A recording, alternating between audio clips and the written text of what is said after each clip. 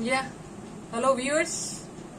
Yes, this is Ranjana ma'am back again, and yes, this time is the prose piece which all of you have requested. ISC students, please don't get disheartened. I will be soon coming up. Actually, because of the sweltering heat, I was feeling so lethargic. So for several days, I tried to make up my mind to shoot the video, but procrastination. Tomorrow, that tomorrow never comes. So finally, I've made up my mind now. I'm going to do it today. So yes, many requests regarding this story with the photographer. And this, I wouldn't say this piece, but this author, he's one of my favorites. When I was in college also, we had one, My Financial Career. So it was a very humorous piece, and in our exam I had got quite good marks writing about him and the story. So naturally I was very fond of him, or still now I have that fondness. Anyway, let's not talk more about that. Let's focus on the story. But before, you know what's coming, before I start,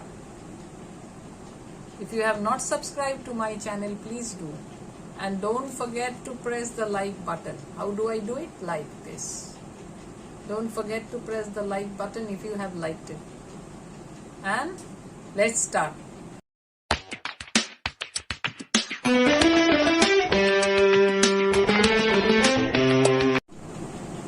So do you all have any idea of Stephen Leacock? Have you read any other stories of him? No.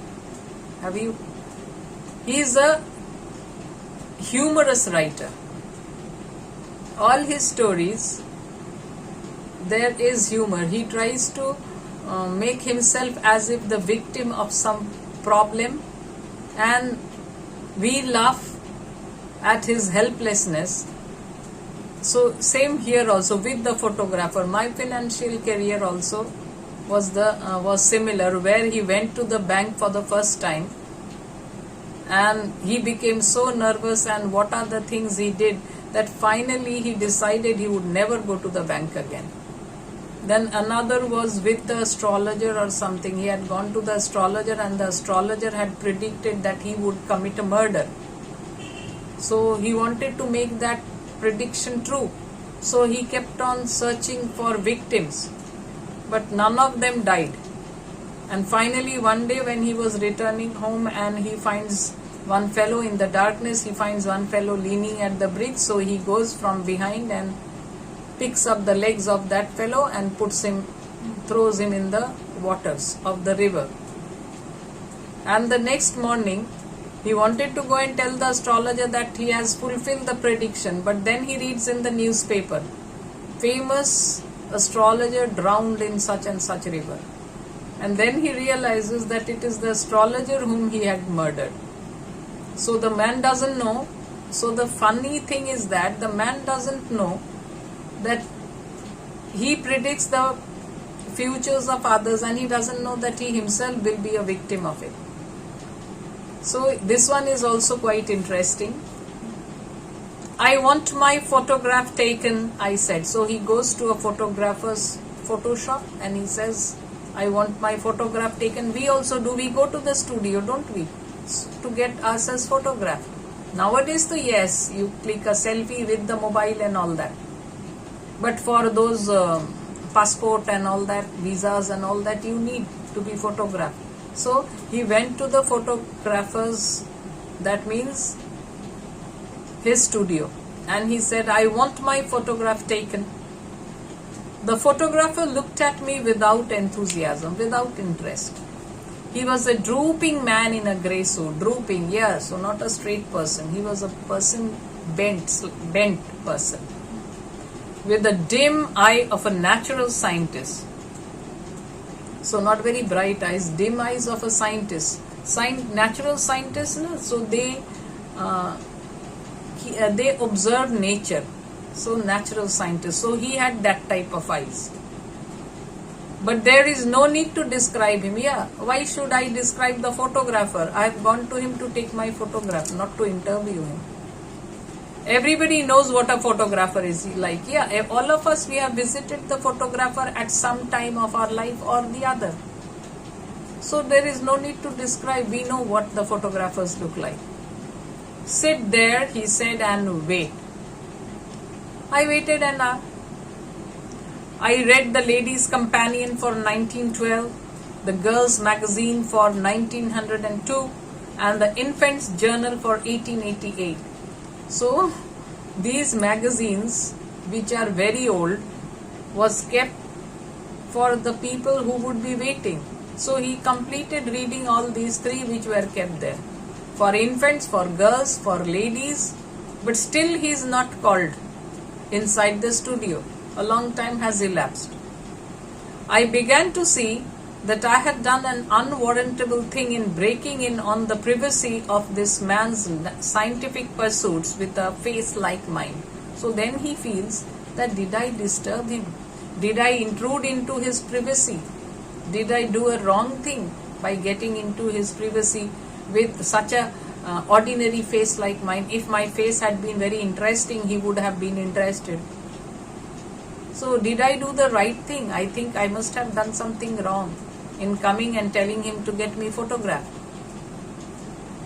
So in this way, 1 hour passes. After an hour, the photographer opened the inner door. Yes, so the door to the studio. He opens the inner door. Come in, he said severely. I went into the studio. So he enters the studio. Sit down, said the photographer. So he is as if like a headmaster of a school. I sat down in a beam of sunlight filtered through a sheet of factory cotton hung against the frosted skylight. So skylight, you have it quite high in the room. Nowadays the rooms don't have skylight. So there a beam of sunlight enters this studio through the cotton. There is a piece of cotton hung there to prevent the light from coming, but through that also a ray of sunlight has entered the studio. The photographer, just see now you will find the funny things. The way the photographer behaves, he seems to be a weird fellow. The photographer rolled a machine into the middle of the room and crawled into it from behind. So he gets into the machine from the back part of the machine. He was only in it a second. So he goes inside the machine for a second. Just time enough for one look at me. So he goes inside and from there he takes a look at the narrator. And then he was out again. Immediately he comes out, tearing at the cotton sheet and the window panes with a hooked stick, apparently frantic for light and air. So he needs light. So he is tearing those cotton sheets with which he had covered the skylight. Why? Because he needs more light. He needs more air also. Sorry. Then he crawled back into the machine again. That means when he saw through the machine, he most probably felt that there is not sufficient light. So that is why he tears the cotton cloth to make the room brighter. Crawled back into the machine again and drew a little black cloth over himself. So he covers himself with a black cloth. This time he was very quiet in there. So not for a second. Previous time it was for a second and then he comes out. Why? Because he was dissatisfied with the light. And now he stays there for quite some time. He is probably probing the face of the narrator for such a long time. I knew he was praying and I kept still. Why should he go inside and pray inside the machine? So he doesn't move. When the photographer came out at last, he looked very grave and shook his head. He looks very serious and shakes his head. Why? Because he doesn't find the face satisfactory. As he wants it to be, he doesn't find the face that. Your face is quite wrong. That is hardly a nice thing to say. How can you tell? He has not come here for perfection. He has come to get himself photographed. It is not that he will put his face in a photo exhibition. He just wants a photograph taken. Your face is quite wrong. And just to tell a person at his face. I know, I answered quietly. I've always known it. So he seems to be a meek person. Someone else would have broken his face only for saying, your face is quite wrong. But this fellow, he is a meek person, gentle person. So he says, yes, I have known it all the time. He sighed. He means the photographer sighed. I think, he said, the face would be better 3/4 full. So these are photographic terms. 3/4 full. I'm sure it would, I said enthusiastically. So now he feels at least the photographer must have found a way to make my photo look better.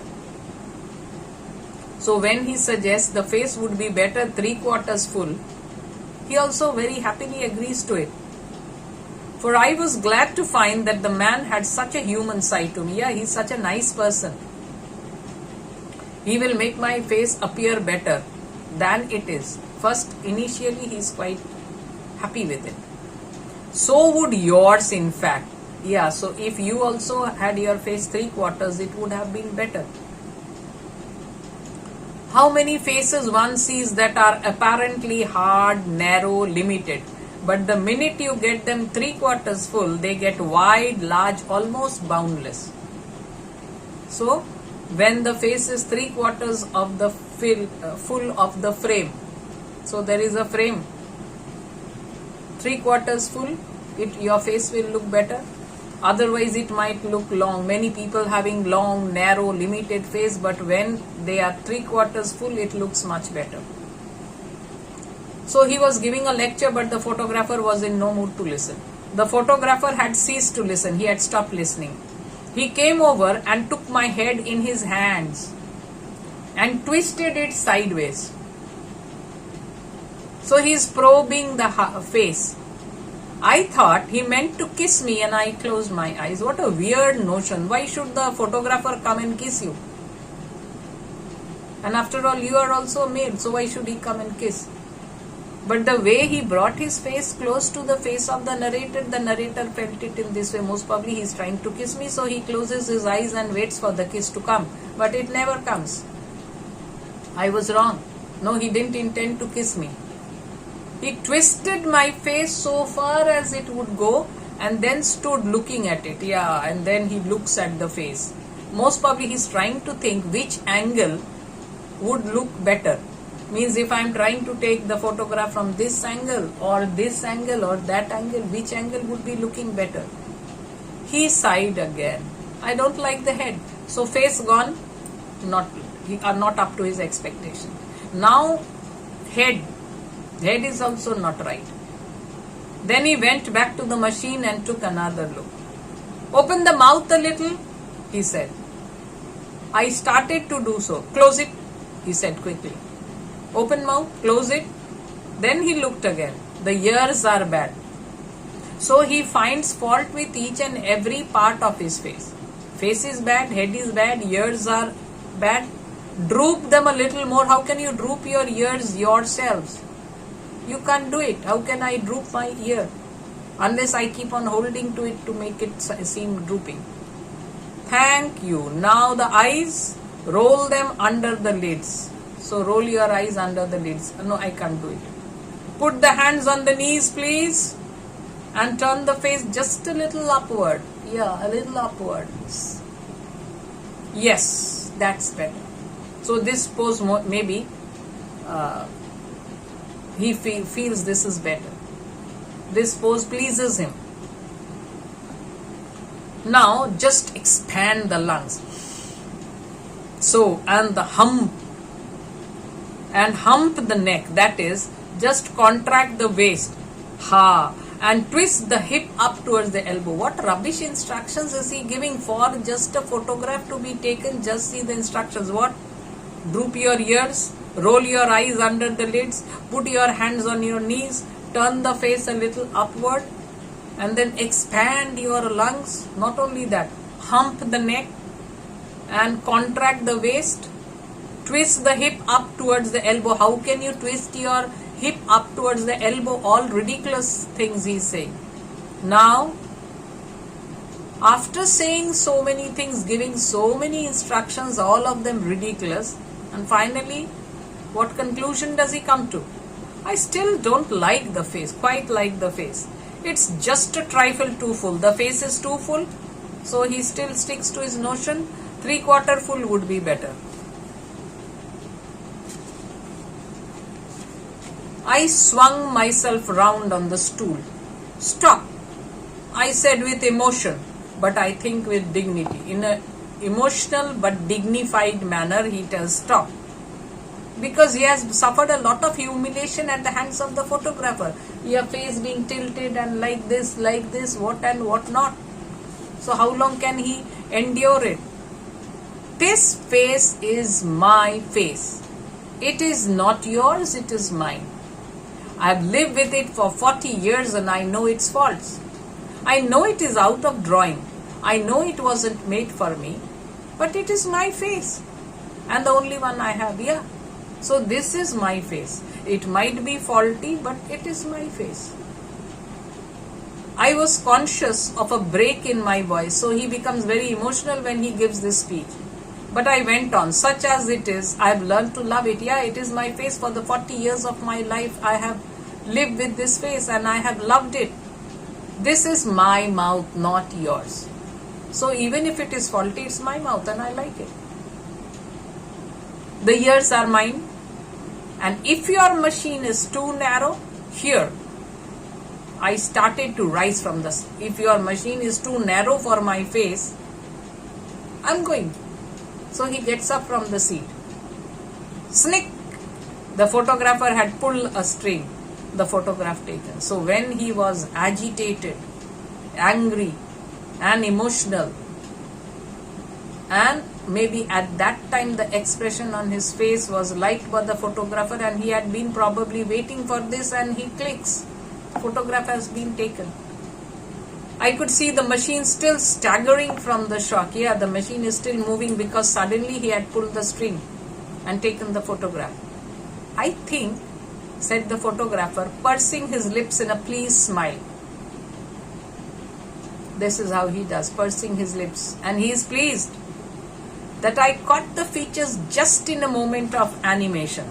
So yes, when you seem to be excited and talking about your face, that it is mine and all that, and that was the right time when I took the photograph. So he takes the credit. So I said bitingly, features, eh? You didn't think I could animate them, I suppose, but let me see the picture. So he is sarcastic and he says, yes, I caught the features of the face. So you didn't think I could animate them. So I didn't do it, the features did it.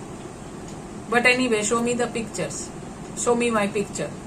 Oh, there's nothing to see yet, he said. I have to develop the negative first. Yeah, you all know. But though it is now becoming an extinct art. Very few people click with the camera and then go to the photographer's studio to get it developed. It's so easy now, no? Clicking, you have your mobile and you click it and then immediately you see it and all that.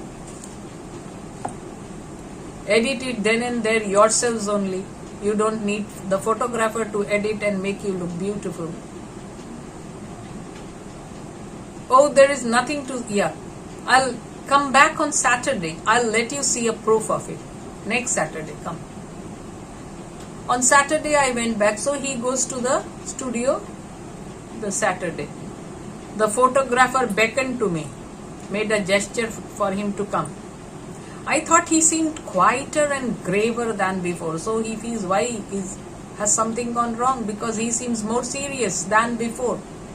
I think too there was a certain pride in his manner. He feels proud that he has been able to make my face look presentable, make my photograph look better.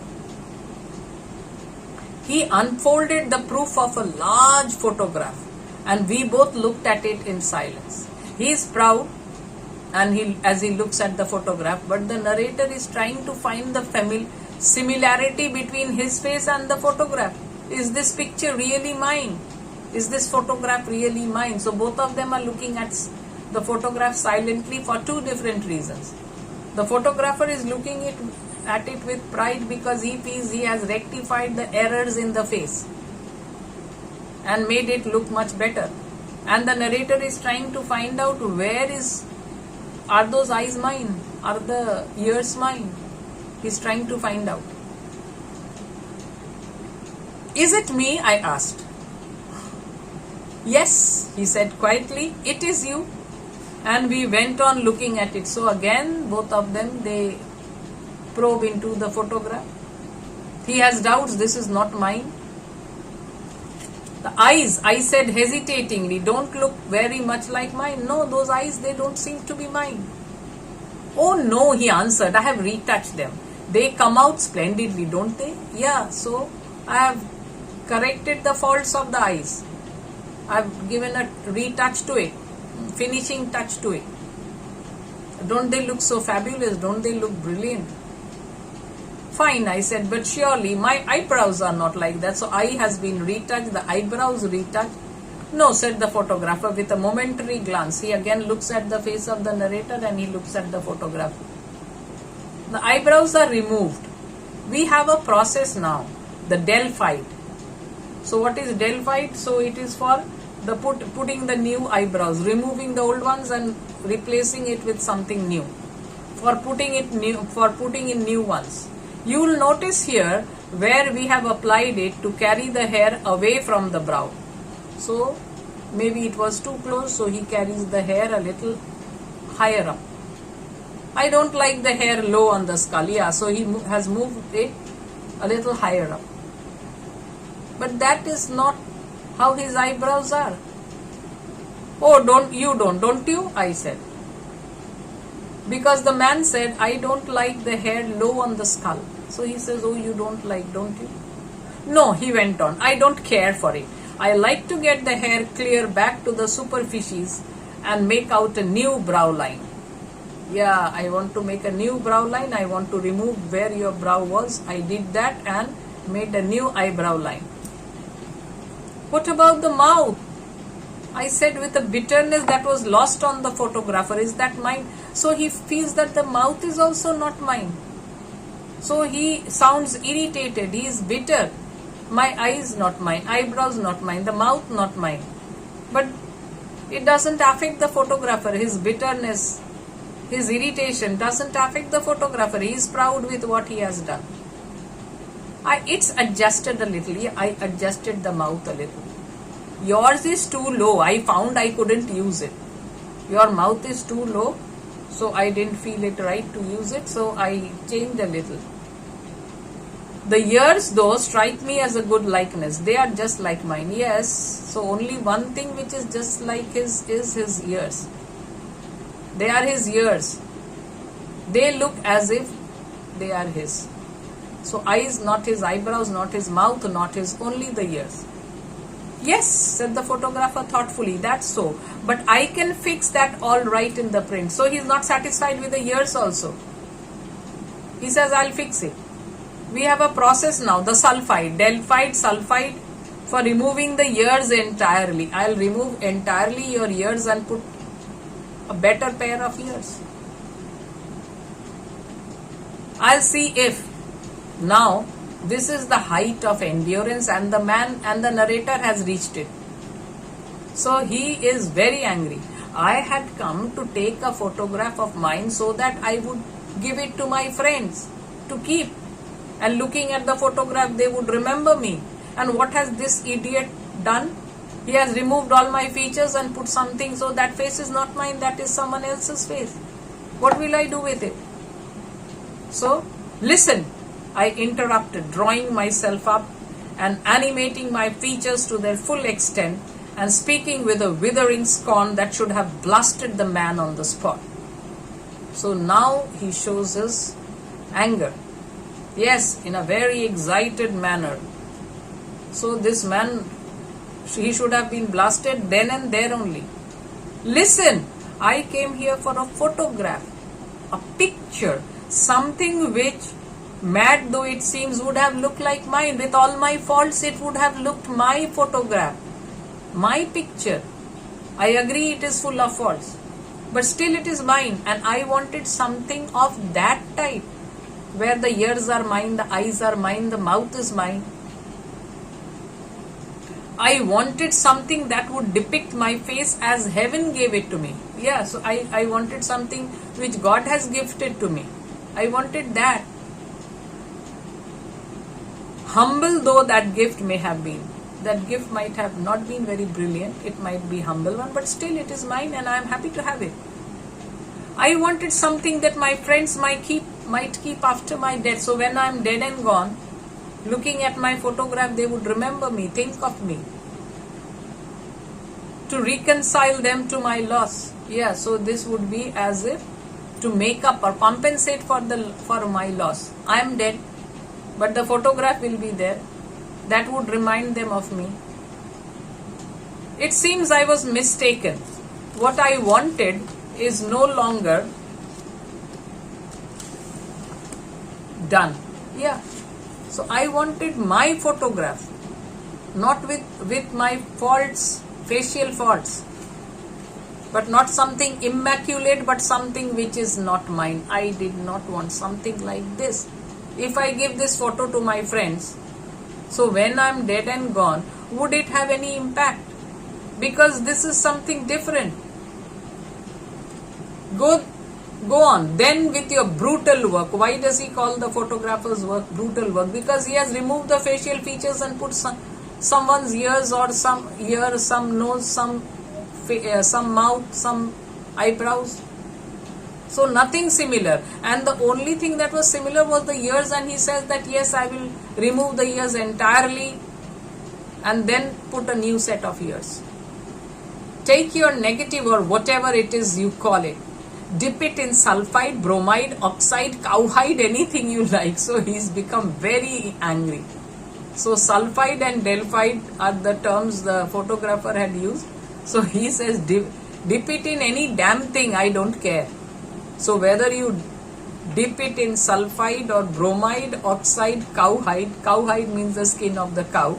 So whatever you do, remove the eyes, correct the mouth, adjust the face, restore the lips, reanimate the necktie and reconstruct the waistcoat. So whatever you want, go on doing. I don't care. I am not concerned. And I am not going to take also this photograph because nothing is mine. So why should I accept it? Coat it with an inch of gloss, shade it, emboss it, gild it till even you acknowledge that it is finished. Finally you feel, yes, I have done all the corrections, all the editing that is needed, all the corrections that is needed. Finally, go on doing till then. Then when you have done all that, keep it for yourself. But don't give it to me, keep it for yourself and your friends. Give it to your friends, not mine. I had come for a photograph which I wanted to give to my friends. But what's the use of giving this photograph where nothing is mine? They may value it. Yes, you give it to your friends would value this one, but I don't. To me, it is but a worthless bauble. It's nothing but a worthless thing. I broke into tears and left. So he has become very emotional and he leaves the place with tears in his eyes and all very sad and very emotional. He leaves the place. So this is funny. Yes, why?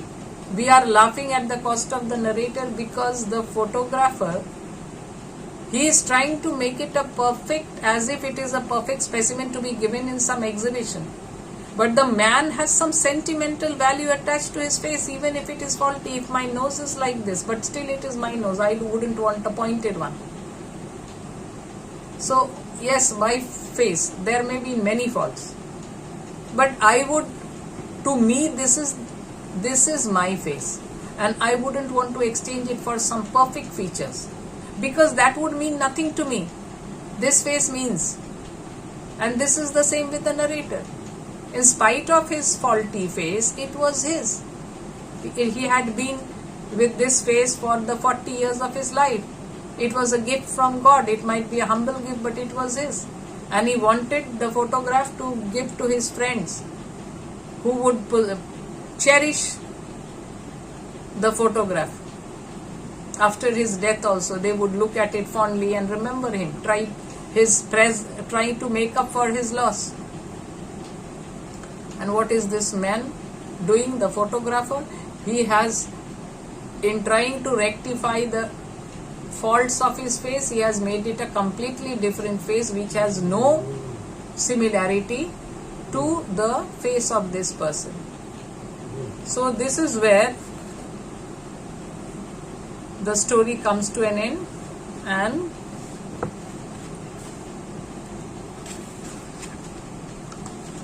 what is the theme? So the theme of original self, the faulty face, and the distorted self by the photographer. So he takes a dig at the photographer, and yes, we should be able to accept our originality. Yes, this is my face. It has faults. So what? I don't care. It is mine. So originality should be accepted. And our face is a gift from God. And you have no right to find faults or to humiliate me, make me feel ashamed of my face. You don't have the right to do it. So looking at the face, don't judge a person.